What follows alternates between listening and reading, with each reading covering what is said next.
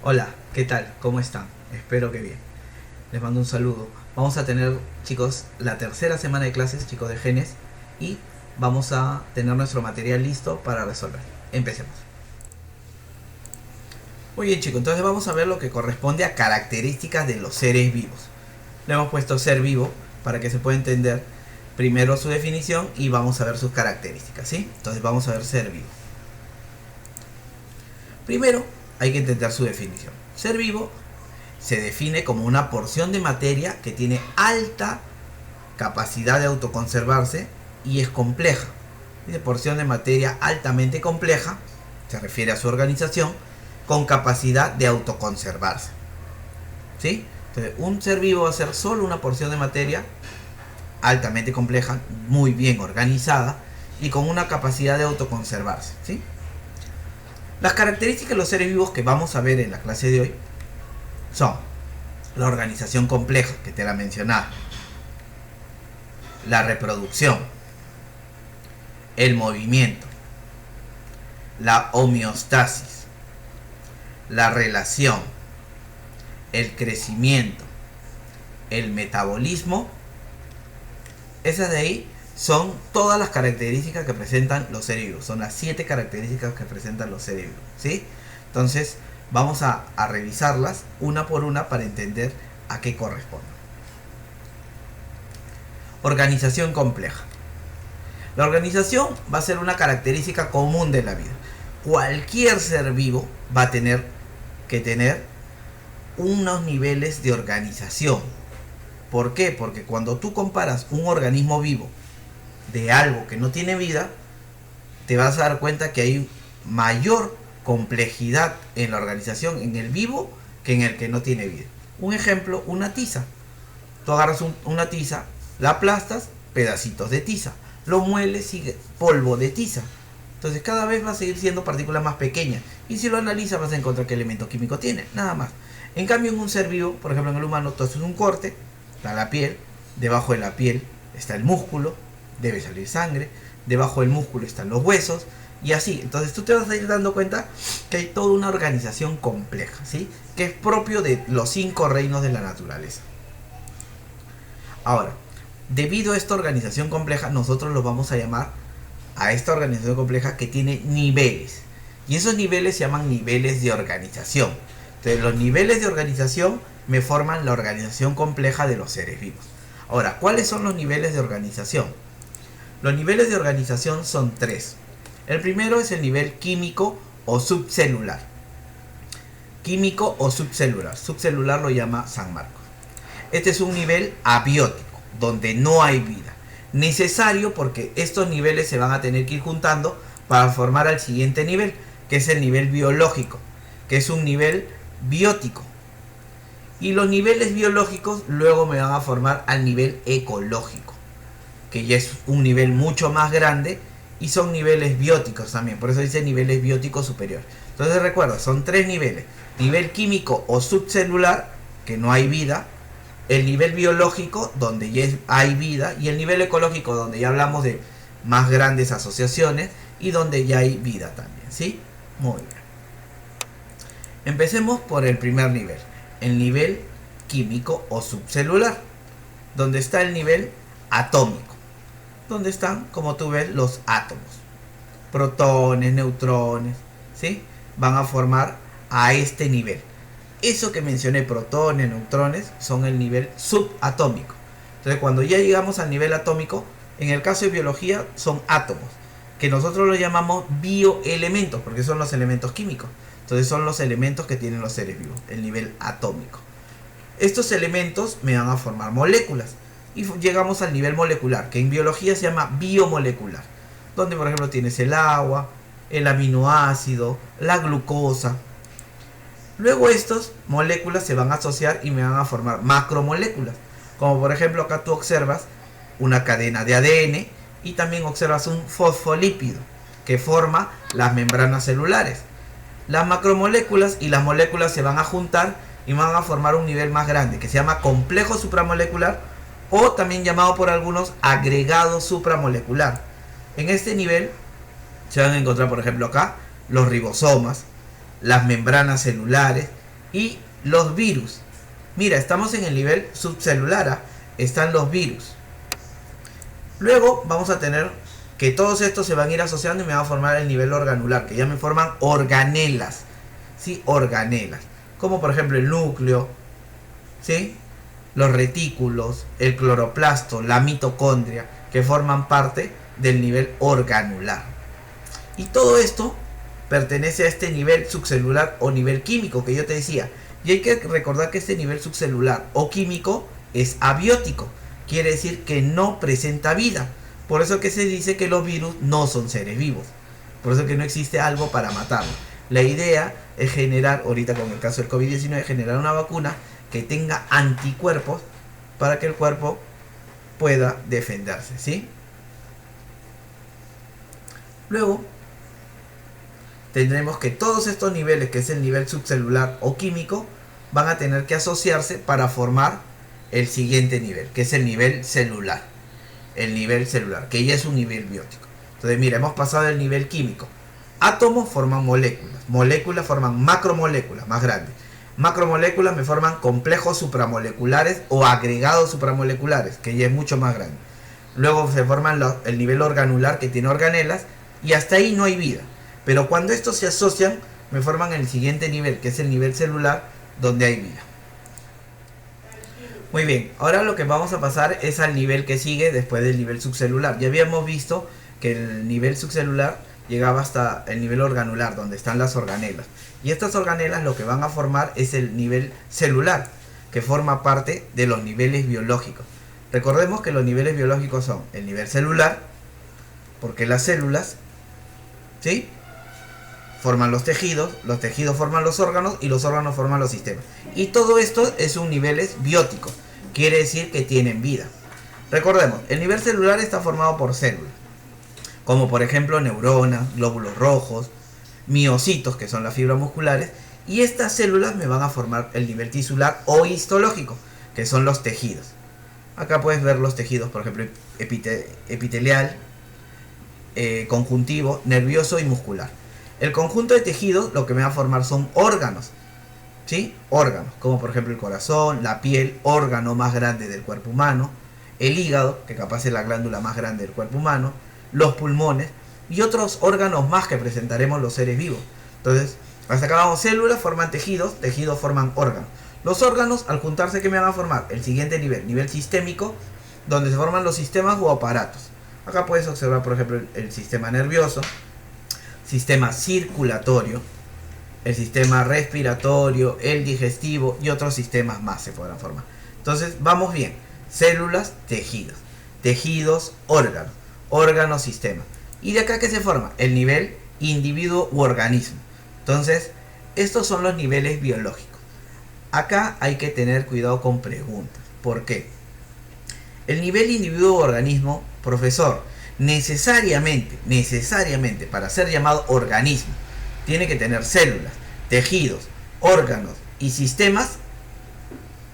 La respuesta sería sí, pero en el caso de que tú seas un organismo pluricelular o multicelular. Ejemplos de pluricelulares o multicelulares, ¿quiénes son? El hombre, todos los animales, las plantas, algunos hongos, ¿sí?, y algunas algas. Son pluricelulares. Entonces, en ellos va a tener que haber células, tejidos, órganos y sistemas. En los pluricelulares. Los donde más fácil observar esto es en el hombre y en las plantas. En los animales y en los vegetales. Fácil de observar. Profesor, entonces, ¿cómo puedo ser llamado organismo o individuo sin tener tejidos, órganos y sistemas? Eso sucede en el caso de los unicelulares, como las bacterias, los protozoarios, las algas unicelulares, algunas levaduras, algunos honguitos que son unicelulares. Ellos no tienen tejidos, no tienen órganos, no tienen sistemas, pero son llamados organismos porque cumplen todas sus funciones normales. Entonces, el nivel individuo de organismo puede ser para pluricelulares, teniendo tejidos, órganos y sistemas, y para unicelulares, solo teniendo células. ¿Sí? Ten cuidado con eso. Entonces, ya hemos visto el nivel biológico, donde está el nivel, hasta llegamos hasta el individuo o organismo. Luego sigue el nivel ecológico, ¿sí?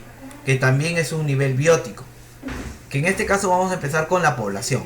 ¿Qué es la población? Es el conjunto de organismos de la misma especie en un lugar y tiempo determinado. Entonces tú vas a hablar, por ejemplo, acá de cardumen, de arboleda, de piara, de rebaño, que son términos que se utilizan para un conjunto de animales de una misma especie.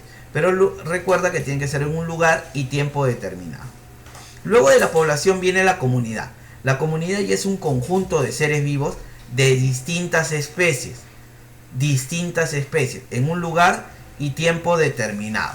En un lugar y tiempo determinado. Eso va a suceder con el caso de comunidad. Luego tenemos el caso de los ecosistemas. ¿Qué es un ecosistema? Un ecosistema ya es la interacción de los seres vivos y los factores ambientales. Entonces ya hablamos de que esto va a ir aumentando. Entonces teníamos población, misma especie, lugar y tiempo determinado. Comunidad, distintas especies en un mismo lugar y tiempo determinado. Y el ecosistema ya incluye a todos esos organismos con los factores ambientales. Luego tenemos el caso de la biosfera, donde vas a tener la esfera de la vida. Y luego tenemos la ecósfera, que es el ecosistema de los ecosistemas, se le dice así, ¿no? Donde ya incluyes todo, la atmósfera, la biosfera, la hidrósfera, la geósfera, y todo eso ya forma al planeta Tierra, la esfera de la vida, como se dice, ¿no? Entonces hay veces hay interacción entre ellos. Entonces mira, son los tres niveles. Químico, no hay vida. Biológico, hay vida. Y el nivel, por último, el ecológico. Empezamos con átomos, ¿sí? Atómico. Los átomos forman moléculas. Las moléculas forman macromoléculas, supramoléculas, organelas. Células, tejidos, órganos, sistemas, organismos. Población, comunidad, ecosistema, biosfera. Son todos los niveles de organización que tiene la materia viva. Muy bien, ahora veremos la segunda característica de los seres vivos, que es la reproducción. La reproducción lo que va a permitir es la perpetuación o la autoconservación de la especie. Recuerda que si algún organismo vivo no se reproduce, este organismo se extingue, desaparece. Hay dos tipos de reproducción, la reproducción asexual y la reproducción sexual. En la reproducción asexual solo participa un individuo, ya sea que este organismo sea unicelular o sea pluricelular, solo uno. No hay gametos y la descendencia no presenta variabilidad. ¿Qué quiere decir esto? Que todos son idénticos a los progenitores. Se dice que son idénticos genética y morfológicamente, ¿sí? Muy bien. Ahora, siempre hay una excepción. Solo en el caso de una mutación, la descendencia presentará variabilidad. Y eso se debe a que un cambio en el ADN, que es la mutación, va a generar esa variación. En cambio, en la reproducción sexual participan dos individuos, a excepción del hermafrodita, que sigue siendo reproducción sexual, pero en el hermafroditismo solo uno se necesita reproducción, o a excepción que sea hermafrodita insuficiente, que necesitas uno con otro hermafrodita juntarse y van a cumplir la función. Hay gametos, que son el óvulo y el espermatozoide, que van a participar acá. La descendencia va a presentar variabilidad, quiere decir que no son idénticos, pueden ser semejantes. Semejanza se quiere decir que tienen las mismas características externas, pero no son iguales. Por ejemplo, va a tener ojos, uno café, el otro azules, pero van a tener los dos ojitos en el caso, ¿no? La piel va a tener pelaje, sí, pero uno más oscuro, el otro más claro, uno lacio, pero si tú lo ves son semejantes, lo vas a poder decir que son del mismo grupo, de la misma especie, ¿sí? Ahora, esta variabilidad, ¿qué ha permitido? Que se genere lo que es la evolución.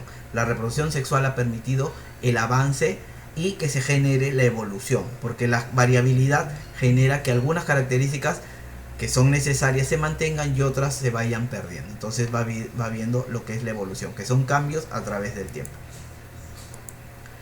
Dentro de la reproducción vamos a ver algunos tipos de reproducción asexual que son lo más variado. Está la gemación, donde de una célula madre el núcleo se divide, aumenta el citoplasma y se forma como una gemita o una yema y sale la célula hija. La fragmentación o regeneración. Fragmentación, ¿sí? Cuando agarra y se parte y luego se regenera. Primero se fragmenta y luego se regenera. Este es el caso de la planaria, de la hidra, de la estrella de mar. Si simplemente la estrella de mar pierde un bracito y recupera el bracito, se está regenerando.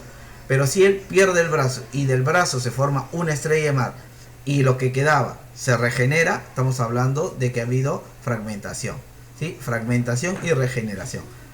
Otro tipo de reproducción asexual. El otro es la esporulación. ¿Qué va a pasar? El núcleo se va a formar muchos núcleos y en el interior va a tener un contenido de información de la célula y luego va a reventar como que fuera liberación de esporas, y entonces esto va a generar un tipo de reproducción asexual que se llama esporulación. Luego tenemos la bipartición. La bipartición, a diferencia de la gemación, en la gemación la célula hija es mucho más pequeña que la célula madre. En la bipartición las células hijas, las dos, quedan del mismo tamaño, ¿sí? Presentan el mismo tamaño. La esquizogonia, el núcleo se divide en muchas porciones y se reparten muchas células hijas con el citoplasma, ¿sí? Muy bien. Otra característica del ser vivo es el movimiento. El movimiento lo vamos a diferenciar si es en plantas o en animales. Hay que recordar que las plantas se mueven. Por eso, pero yo no he visto ni una planta que agarre su maceta y se vaya de un lado para otro. Claro, ese es trasladarse, que es un tipo de movimiento. Pero hay movimientos como por ejemplo el tropismo y la anastia. ¿Sí? En el caso del tropismo, es un movimiento de orientación a un estímulo. ¿Cómo es esto, profesor? Puede ser derecha, izquierda, adelante, atrás, arriba, abajo. Entonces la planta se va a mover orientada a un estímulo. A la derecha, a la izquierda, arriba, abajo. Entonces a ese estímulo se va a orientar. Y esto es irreversible. La planta ya realizó ese movimiento, no va a poder retroceder. ¿Sí? En este caso tenemos ejemplos como por ejemplo el fototropismo, que es el estímulo de la luz. Entonces esta plantita va a crecer hacia la luz. Entonces la planta crece hacia la luz, y si se logra inclinar, la plantita sigue inclinada, ¿no? El geotropismo es el estímulo de la gravedad buscando la tierra. Entonces la raíz por eso generalmente crece hacia abajo, ¿no? Hay que recordar que en este caso la luz hace un fototropismo positivo en el caso de las plantas, pero un fototropismo negativo en el caso de las raíces, porque las raíces no buscan la luz, se esconden de la luz. Entonces es un estímulo, ¿sí? Acá igual, geotropismo positivo para la raíz, y para el tallo y las hojas negativos, porque el tallo y las hojas no buscan la tierra, ¿sí? Ellas crecen hacia la parte superior, ¿sí? Tigmotropismo, que es el estímulo al contacto. Acá tenemos el caso de la vid, maracuyá. Son plantitas que su tallito va a crecer y va a querer enrollarse, un tallito trepador, ¿no? Se va a enrollar y esto ya es irreversible.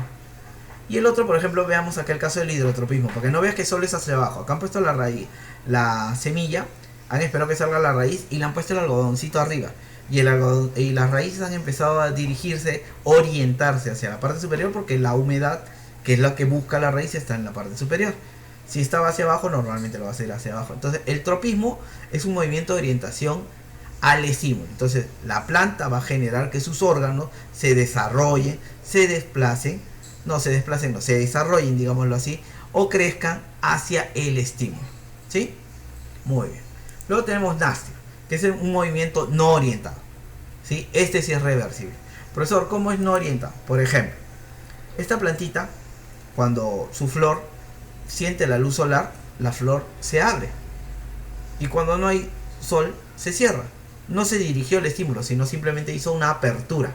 No fue hacia el estímulo. En cambio acá, por ejemplo, como la hoja, las plantitas, el tallo y las hojas crecen hacia las hojas, como lo realiza en el fototropismo hacia la hoja, ¿sí?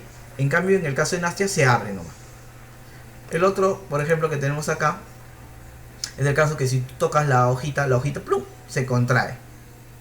El contacto, que es el estímulo, hace que se retraiga. Y luego vuelve a su posición normal. Un ejemplo también es la planta carnívora. La planta carnívora, no imaginarás que va a estar así buscando, atrapando. No es eso en tu jueguito, Planta vs Zombie. Pero acá no, la planta carnívora simplemente está abierta, tiene aroma, color llamativo, el insecto viene, entra como tú lo ves, y como entró, hay la sensación que hace la se cierra. Y al cerrarse la libera ácidos, degrada y se alimenta. Pero luego vuelve a su posición normal. Entonces por eso te digo que es reversible. No hay un caso de un estímulo, ¿sí? El caso de la luz se llama fotonastia.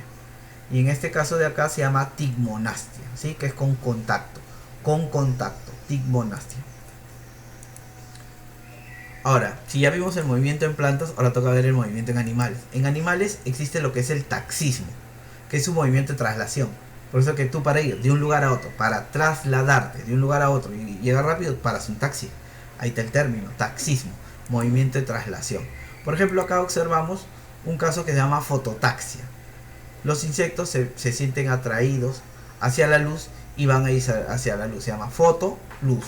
Ataxia, movimiento de traslación, se trasladan hacia la luz. Por ejemplo, la quimiotaxia, cuando tú te rompes o te haces una herida, se rompe la piel, la sangre va a salir. Entonces, inmediatamente tu cuerpo manda una señal química que hay una ruptura. Entonces, ¿quiénes vienen de todas partes del cuerpo? Las plaquetas. Las plaquetas van a cerrar la herida, se van a amontonar, van a permitir que se forme un coágulo, se forma la fibra y se repara. Entonces, como fue una señal química, se llama quimio. Y taxia, traslación. Entonces, este es un movimiento que realizan los animales, ¿sí? Y está, quimiotaxia y fototaxia, que son parte del taxismo. Otra característica que tienen los seres vivos es la homeostasis, que si uno lo quiere definir en dos palabras es equilibrio interno. La homeostasis es el equilibrio interno. También se le puede decir equilibrio constante. Es la propiedad de mantener las condiciones internas en equilibrio, para que no haya problema. Si no hay equilibrio es que hay un problema, ¿no? ¿Quién regula la homeostasis? El sistema nervioso y el sistema endocrino. Por ejemplo, cuando hace mucho calor o tú haces mucho ejercicio, como tú sientes calor es porque tu temperatura debería aumentar. Pero si tu temperatura aumenta, a ti te daría fiebre. Entonces, para evitar que tú entres en un estado de desequilibrio, porque tener fiebre no es estar en equilibrio, tú empiezas a transpirar, a sudar. Esa sudoración, o en el caso de los animales, el jadeo, porque recuerda que el perrito no va a sudar, no transpira, no tiene glándulas sudoríparas. Él va a sacar la lengua y va a jadear. En ambos casos la idea es bajar la temperatura. ¿Por qué hay que bajar la temperatura? Porque tu temperatura está muy alta por el calor de haber hecho la actividad física, de sentir mucho calor. Entonces, la homeostasis, que es el equilibrio, lo que va a hacer es bajar tu temperatura. Entonces, cuando hay estas actividades que van a romper la homeostasis, que van a, por ejemplo, en el caso de hacer deporte, salir a correr, va a aumentar tu temperatura, tu equilibrio se va a lograr bajándote la temperatura, transpirando o jadeando, en el caso del perrito. Aquí no le ha pasado, por ejemplo, está en su cuarto, está haciendo algo que capaz no debe y de pronto entra tu mamá, abre la puerta, el susto y tu corazón empieza a latir rápido. ¿Y eso a qué se debe? Que se ha soltado unas sustancias que la idea, que es la adrenalina, que la idea es que genere un bombeo rápido del corazón, porque como tú entraste en shock, en susto, estabas haciendo algo que no debes, la conciencia ya te hablará. Entonces estás haciendo algo que no debes, la adrenalina genera que el corazón bombee mucho más sangre rápida al cerebro para que éste no entre en el shock y se oxigene y no haya percances. Entonces, todos esos factores que va a realizar el cuerpo para mantener tu equilibrio interno, tu homeostasis, significan esta característica del ser vivo. Otra característica del ser vivo es la relación, ¿sí? Acá vamos a contemplar primero la sensibilidad, ¿sí? Que es la propiedad de captar un estímulo. ¿Qué tan sensible eres para captar un estímulo? La sensibilidad va a variar. Si tú preguntas en tu casa, tú echas una cucharada de azúcar, 2 cucharadas de azúcar, habrá algún familiar que no toma nada de azúcar, otro que le echa 5 cucharadas de azúcar, y que también es una exageración, pero la sensibilidad va a variar. La sensación de que la taza está muy caliente o el plato está muy caliente varía de persona en persona, ¿no? Para algunos cargan el tazón de sopa tranquilamente, el otro lo toca y ¡ay! Está que grita. Y eso se ve que la sensibilidad va a variar, ¿sí? Por ejemplo, hay personas que pueden tocar el cactus y no les hace nada, ¿no? Un albañil, imagínate, trabaja con cemento todo el día, su dedo grueso, la piel gruesa, pone sobre la espina, no le hace nada. Entonces la sensibilidad va a variar, no siente, en cambio el otro sí va a sentir, ¿no? Y la irritabilidad, ¿qué va a hacer? Es la respuesta inmediata a este estímulo, que puede ser sensación de dolor, de grito, otro no siente nada. Entonces la sensibilidad es la propiedad que tú captas el estímulo, y cómo le das respuesta se llama irritabilidad. Ahora, esto va a generar que se dé la adaptación. La adaptación ya es cuando un estímulo es permanente y va a generar cambios morfológicos, va a generar que el cuerpo se adapte generando algunos cambios. Por ejemplo, si vives en altura, aumentando la cantidad de glóbulos rojos que tenías o disminuyéndolos, ¿sí? Entonces todo eso se va a ir adaptando. Entonces tiene que ocurrir cuando el estímulo es constante, que siempre está. Luego tenemos otra característica que es el crecimiento. Ahora, existen 2 tipos de crecimiento. Primero, el aumento de la biomasa, que es el aumento de la masa biológica. Por ejemplo, si tú haces mucho ejercicio, obvio, tu peso va a tener que aumentar porque estás ganando masa muscular. Y al ganar masa muscular tú vas a pesar más. Profesor, pero la idea es que yo vaya al gimnasio y queme grasas. Sí, está bien, quemaste las grasas, pero formaste músculo. Y el músculo, como va a aumentar de grosor, eso va a aumentar de peso. Entonces, un tipo de crecimiento es el aumento de la biomasa, que aumentas la masa biológica. Tu músculo era de un tamaño y ahora aumentó de tamaño. Entonces, ha crecido. Antes tenía cierta cantidad y ahora tienes más cantidad, ha crecido. El aumento de moléculas a mayor velocidad de las que se pierden es el crecimiento. Entonces, acá ella ganó más células de las que tenía, que las que había perdido. Y sus células aumentaron de grosor y aumentaron la cantidad de células. Aumento de la biomasa. Primer tipo de crecimiento. El otro tipo de crecimiento es la multiplicación celular, que es por ejemplo como nos formamos, ¿no? Óvulo y espermatozoide forman el cigoto. El cigoto, que es el huevo fertilizado. Luego ese se divide en 2, luego en 4, luego en 8, 16, 32, hasta que se forma una esferita, una mórula. Luego se forma la blástula, de ahí poco a poco se va formando el embrión, hasta que llegamos a los billones de células que tenemos los humanos. Entonces, ese tipo de crecimiento se llama multiplicación celular. Se empezó con una célula y estas empezaron a crecer, a aumentar. ¿Sí? Dos tipos de crecimiento: aumento de la biomasa y multiplicación celular.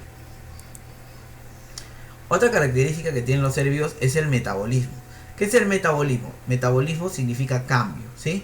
Es el conjunto de reacciones para generar energía. Va a haber un cambio acá para la generación de energía. Existen dos tipos: el anabolismo, que es pasar de moléculas simples a moléculas complejas, almacenando energía. Escucha, paso de moléculas simples a moléculas complejas almacenando energía. Quiere decir que el anabolismo es un proceso endergónico. Endergónico, ¿por qué? Porque va a almacenar energía, ¿sí? Un ejemplo del anabolismo es la fotosíntesis. Por ejemplo, la planta agarra el agua, el CO2, ¿sí? Entonces va a tomar agua, CO2. Le va a meter energía y ¿qué va a formar? Glucosa. Y cuando tú te alimentas de las plantas, de las frutas de las plantas, las frutas de las plantas tienen glucosa. Y a ti te dan esa energía que tenían almacenada. Entonces la idea es que la plantita realice un proceso como es la fotosíntesis para que de moléculas simples pase a formar moléculas complejas y esto almacene energía. Proceso endergónico, acuérdate, endergónico. El catabolismo es antagónico al anabolismo, es al revés. El catabolismo pasa de moléculas complejas, liberando energía para formar moléculas simples.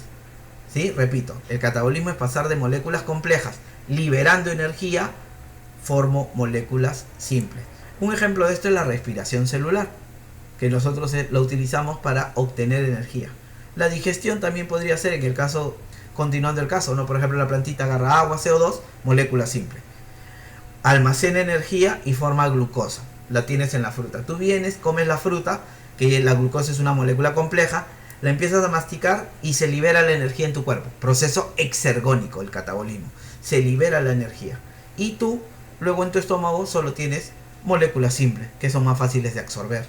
Entonces, son procesos antagónicos y complementarios. Muy bien, ahora vamos a resolver el REC. La página 182 tienes que tener, ¿sí? La página 182. Yo le tomo una fotito, ¿sí? Ahí la tienes. Como te dije yo, esto de acá, este tema, sirve para los otros dos que hemos visto. Entonces, por eso que ahí están las preguntas que tú ya has debido marcar de las clases anteriores, ¿sí? He dejado en blanco las que no hemos hecho para desarrollar el día de hoy. La primera pregunta dice: capacidad que tienen los seres vivos para mantener un equilibrio interno, ¿ah? De su cuerpo con el medio que lo rodea. Yo mencioné que cuando había equilibrio interno hay una palabrita que hay que aprenderse. ¿Cuál era? Metabolismo, homeostasis, anabolismo, ciclosis y crecimiento. ¿Cuál era? Homeostasis. Recuerda, homeostasis. Entonces la clave es la B. La segunda pregunta dice: conjunto de reacciones químicas que ocurren dentro de las células con la finalidad de intercambiar materia y energía con el medio ambiente. La idea es generar energía. ¿Sí? Está hablando de energía y el único que hablé de energía era el amigo metabolismo, ya sea ana o catabolismo, ¿sí? No es una característica del ser vivo. A ver, veamos. La adaptación, ya, se tiene que adaptar a los seres vivos. Organización específica, sí, te mencioné los niveles de organización. Anabolismo, esto está dentro de metabolismo porque es un tipo. Crecimiento, sí. Homeostasis, sí. Acá la respuesta sería anabolismo porque tendría que mencionar metabolismo, porque el anabolismo y el catabolismo son tipos de metabolismo. 4. Es el incremento de la masa celular como resultado del aumento del tamaño de la célula. Entonces, está aumentando la masa muscular, un aumento de la biomasa. Eso se llama crecimiento. 5. Cuando el ser vivo produce respuestas específicas frente a un estímulo temporal y transitorio, entonces va a producir respuestas específicas. Si tú estás hablando de producir respuestas, es la irritabilidad. Sensibilidad es percibir, irritabilidad es dar respuesta, recuerda. Cuando el estímulo proviene del medio ambiente y es constante y permanente, ¿ah? En donde el ser vivo modifica determinada forma de vida. Entonces, si un estímulo es permanente y constante, genera una adaptación. 7. Dice sí. Es una característica de la reproducción sexual. Veamos. No existe recombinación genética. Para la reproducción sexual tiene que haber recombinación genética porque hay variabilidad. Quiere decir que no son idénticos, ¿sí? Los descendientes exhiben caracteres semejantes a los progenitores. Sí, semejanza, ¿sí? Porque si tiene cabello, el otro tiene cabello. Si tiene ojos, tiene ojos. Si presenta brazos en vez de alas, el hijo va a tener brazos, no va a tener alas. Entonces hay semejanza. ¿Se forman clones? No, la clonación es para la reproducción asexual. Entonces la respuesta sería: los descendientes exhiben semejanza, ¿sí? Semejanza. La pregunta la 8, la 9 y la 10 ya la hemos hecho en clase anterior, ¿sí? Vamos con la página que sigue. Resolviendo el REC de la página 183. Acá también tú ya has visto la pregunta 11, la 12 y la 14, ya la hemos hecho en las clases anteriores. Nos queda la 13 y la 15. Leamos la 13 y la 15. La 13 dice: capacidad para responder al estímulo. Si es la capacidad para responder al estímulo, es la irritabilidad, porque la sensibilidad es la propiedad de sentir, de captar el estímulo. 15. Capacidad para mantener las condiciones físicas y químicas de su medio interno. O sea, la quiere mantener constante, quiere que no haya un desequilibrio, quiere que haya un equilibrio interno. El equilibrio interno era homeostasis, ya la tiene. Lo de evaluando mi aprendizaje, las que hemos resuelto están marcaditas y ahora te indico, dentro de lo que es la tarea, qué ejercicio vas a hacer. Dentro del EMA, de evaluando mi aprendizaje, en la página 183 y 184 vas a resolver las preguntas que corresponden a este tema. Recordemos que este capítulo tiene para 3 temas, ¿sí? Las preguntas 1, la 2, la 7, la 8, 9 y la 11. Estas son las preguntas que tienes que resolver y las envías. Espero que les haya gustado la clase, ¿sí? Nos vemos. Un abrazo grande y recuerda, ¿sí? Recuerda, ¿qué dice? Sí, quédate en casa, ¿sí? Muy bien, nos vemos. Bendiciones.